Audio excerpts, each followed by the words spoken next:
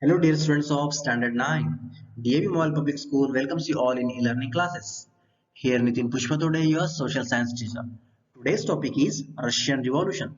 Students, in the previous online session, we learned about the socialism in Europe and about the radicals, conservatives and liberals.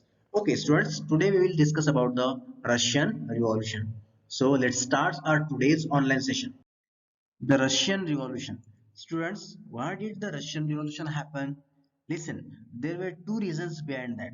First, Bloody Sunday in 1905. Bloody Sunday was a event happened in 1905 in Russia, and the Russia was defeated in Russo-Japanese War. So students, these two reasons helped lead the 1917 revolution. Okay, students, what about the Russian Empire in 1914? Listen, Tsar Nicholas II ruled Russia along with the present Finland, Latvia, Lithuania, Ukraine, and parts of the Poland, and again the Belarus. On that region, Tsar Nicholas was ruled there. Okay, students, it further joined to the presently Central Asia, Georgia, Armenia, and Azerbaijan. Okay, students, again during the 1914 in Russia, there was a great ethnic variations. Okay, Russia Orthodox Christianity along with the Catholics, Protestants, Muslims and Buddhists comprise the major religions. So this type of ethnic variations in Russia during the 1914. Next point is economy and society. Okay, students, what about the economy and society during the Russian Revolution? After the beginning of 20th century, 85% of the Russian population were agriculturists. That means the main occupation was agriculture. Okay, Russia was a major exporter of grain. Russian cultivators produced for the market and for their own needs. Students, in Russia, prominent industrial areas were St. Petersburg and Moscow. These are the two prominent industrial areas of Russia. Students, in 1890s, many factories started due to the expansion of railway network, and there was an increase in foreign investment in industries. As a result, coal production doubled and iron and steel output increased 4 times. Most industries were privately owned. Students, government just supervised large factories to ensure minimum wages and limited hours of work. In craft units and small workshops, the working hours were sometimes 15 hours compared with 10 to 12 hours in factories. Students, in Russia during that time, workers were divided into two groups, skilled workers and unskilled workers. So students, this type of economy and society was there. Next point is socialism in Russia. Okay, students, what about the socialism in Russia during the Russian Revolution especially? Okay, all political parties were illegal in Russia before 1914. Students, the Russian Socialist Democratic Workers' Party was founded in 1898. Students, this party was founded on the basis of ideology of Karl Marx.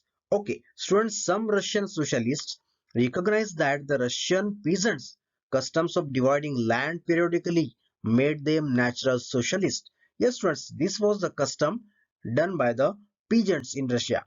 Okay, therefore, peasants rather than especially the workers would be the main force of the revolution. Yes, students, there was two groups, worker groups and peasant groups. They were collectively trying to spread the message about the socialism in Russia. Students, the Socialist Revolutionary Party was formed in 1900 by the socialists who struggled for peasants' right. Students, they demanded that land belonging to nobles be transferred to peasants. Okay, in such a way that students, socialists formed the revolutionary parties in Russia. Students, Vladimir Lenin, listen, who was the Vladimir Lenin? He was Russian revolutionary and political thinkers. Vladimir Lenin felt that peasants were not one united group due to financial differences. Okay, so students, due to this differentiation, they could not all be the part of socialist movement. Okay, students, after some time, the Socialist Democratic Party was later divided into two wings, two groups, the Bolshevik group and Menshevik groups. Listen, Vladimir Lenin led the which group? Bolshevik group.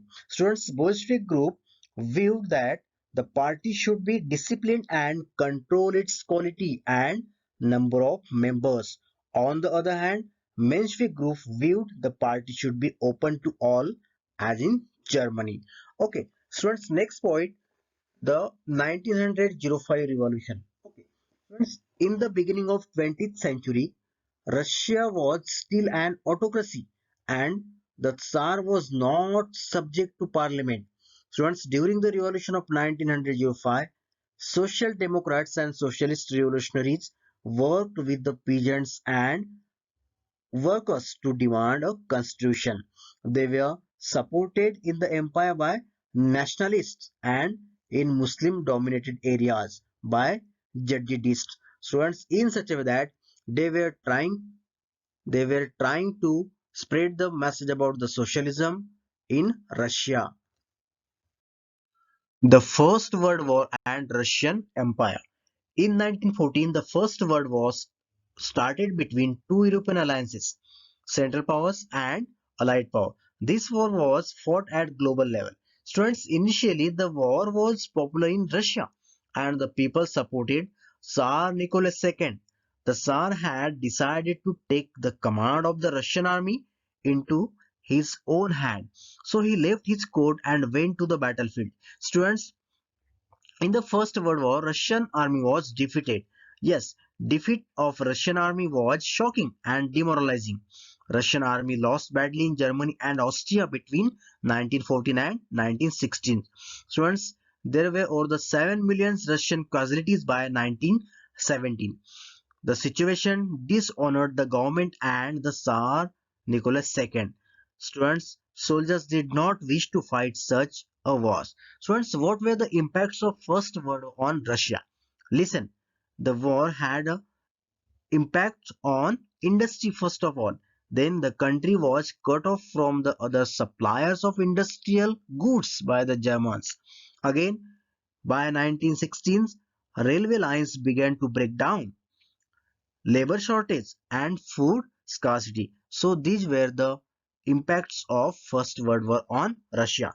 Students, what about the February Revolution in Petrograd? Listen, students, in the winter of 1917, conditions in the capital Petrograd were awful. Students, Petrograd, it was a council of workers and capital during that time. The layout of the city seemed to emphasize on divisions among its people as workers. Students, factories were on the right bank of the Neva River.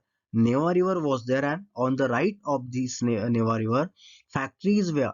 Okay, students, while the winter palace and official buildings on the left side. Yes, right side factories and left side palace and official buildings. In February 1917, there was acute shortage of food in Russia, which made the life of workers very difficult. Yes, parliamentarians were opposed to the Tsar desire to dissolve the Duma. Students, do you know about the Duma? Yes, it's a elected parliament. Okay, elected consultative parliament. It's called the Duma. Students, on 22nd February, a lockout took place at a factory on the right bank of the river Neva. The next day, 50 factories called strike in sympathy. In many factories of women also led the way to strike on 23rd February. And students, this day came to be called International Women's Day also. Yes, students, in such a way that the workers, women, and the other revolutionaries also just they were taking part in the revolution. Just they were striking against the Tsar Nicholas II strategy.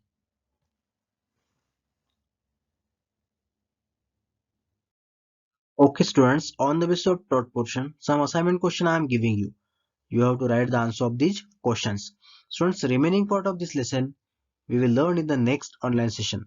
Till then, thank you very much.